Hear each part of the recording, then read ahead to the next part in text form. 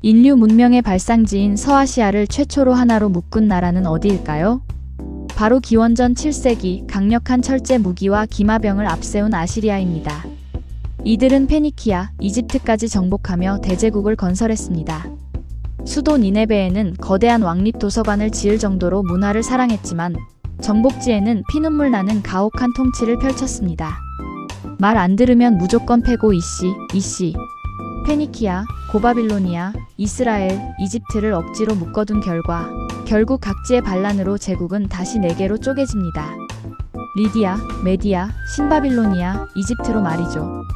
이 흩어진 조각들을 다시 재통일한 주인공이 바로 기원전 6세기의 아케메네스 왕조 페르시아입니다. 전성기를 이끈 다리우스 1세는 아시리아와는 딴판이었습니다. 피지배 민족의 종교와 관습을 존중하는 관용 정책을 펼쳤죠. 대신 통치는 치밀했습니다. 전국을 20여 개의 구역으로 나누고 총독을 보낸 뒤 이들을 감시하기 위해 왕의 눈과 왕의 귀라는 감찰관을 파견했습니다. 또한 수사에서 사르디스까지 이르는 약 2700km의 거대한 도로, 왕의 길을 닫고 역참제를 정비해 명령이 제국 끝까지 전달되게 했습니다. 하지만 이 거대한 페르시아도 알렉산드로스의 침공으로 기원전 4세기에 막을 내립니다. 그 후 다시 페르시아의 영광을 되살린 것이 3세기에 등장한 사산 왕조 페르시아입니다. 이들은 수도 크테시폰을 중심으로 조로아스터교를 국교로 삼아 강력한 정체성을 구축했습니다. 특히 사산 왕조의 유리와 금속 공예 기술은 전 세계가 탐낼 만큼 독보적이었죠. 그러나 비잔티움 제국과의 끝없는 전쟁으로 힘이 빠진 틈을 타 아라비아 반도에서 몰려온 새로운 세력인 이슬람 군대에 의해 7세기경 멸망하게 됩니다. 서아시아의 주인이 칼과 제도의 시대를 지나 이제 신앙의 시대로 넘어가는 순간이었습니다. 스스로 생각하는 힘, 시민의 교양입니다. 6세기경 사산 왕조 페르시아와 비잔티움. 제국이 전쟁을 벌이자 상인들은 안전한 길을 찾아 아라비아 반도로 몰렸습니다. 덕분에 메카와 메디나 같은 도시들이 번성했지만 빈부격차와 부족 간의 갈등은 심각해졌죠. 이때 등장한 인물이 무함마드입니다.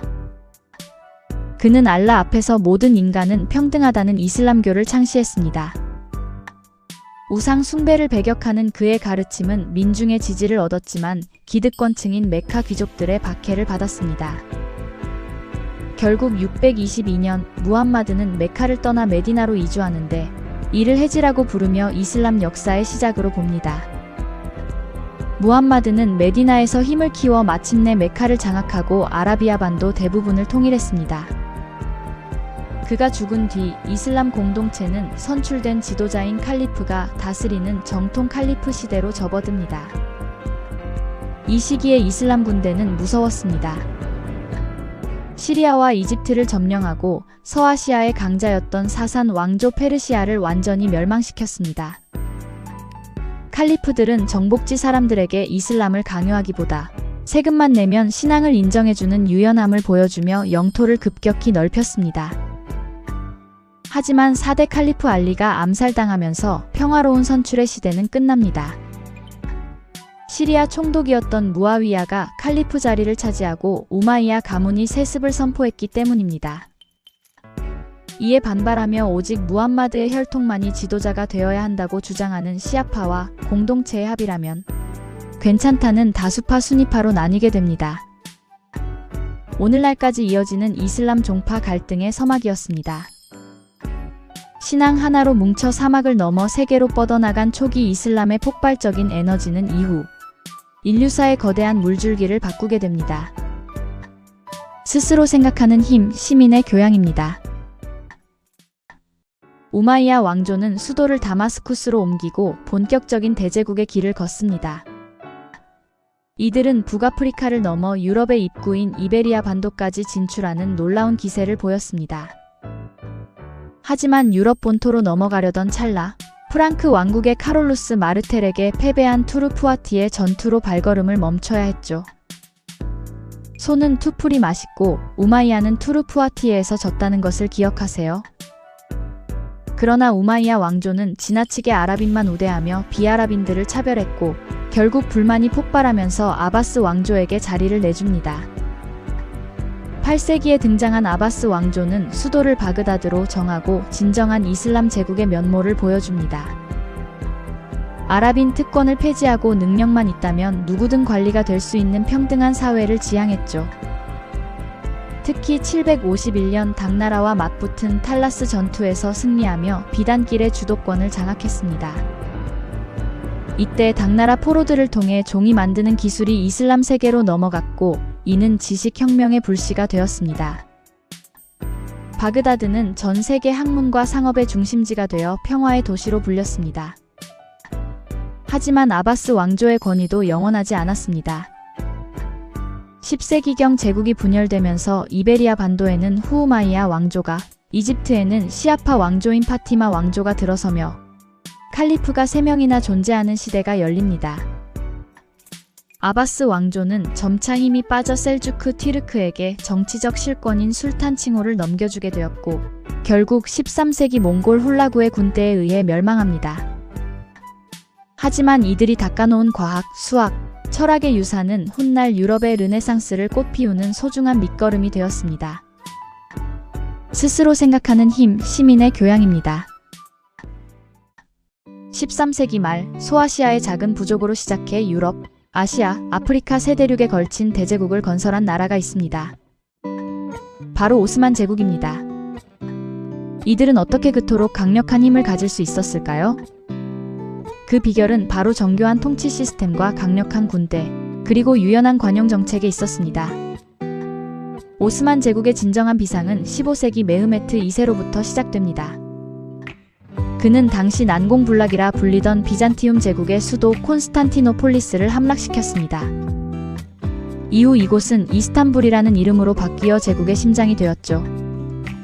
16세기 셀림 1세는 이집트의 맘루크 왕조를 정복하고 이슬람의 성지인 메카와 메디나의 보호권을 장악하며 종교적 권위까지 손에 넣었습니다. 제국의 정점을 찍은 인물은 술레이만 1세입니다. 그는 헝가리를 정복하고 오스트리아 빈을 포위하며 유럽 전역을 공포에 떨게 했습니다.